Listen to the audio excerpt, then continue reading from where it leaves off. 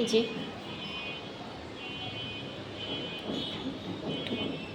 আচ্ছা আচ্ছা, রাগ করো না। এই যে ও রাগ করতেছে। আমার এক মিশু এই যে ফাঙ্গাসে ভুগতেছে, ওরা ডক্টর দেখানোর পরও এই সমস্যাগুলো দূর হয়নি। একটু দেখাই বাবা, একটু। আচ্ছা, ও রাগ করতেছে। আচ্ছা আচ্ছা, রাগ করো না বাবা, শোনো আমি একটু দেখাই। এই যে পিঠেও ওর এই যে দেখা যাইতেছে, ও দেখাইতেই দিতেছে না। এই যে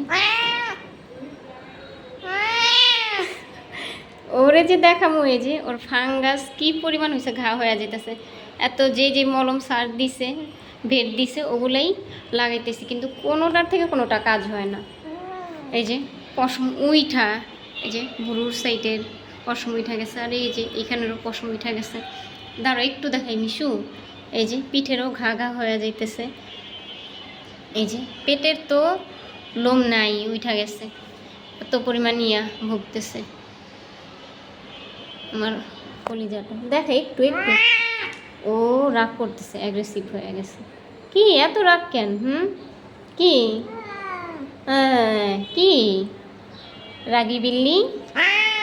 এই যে পেটের পশম নাই, এই যে দেখা যাইতেছে, কিন্তু ওর শরীরে সব পশম উঠা যাচ্ছে, আর জায়গা জায়গা ঘাও হয়ে যাইতেছে। কি এত রাগ কেন? হুম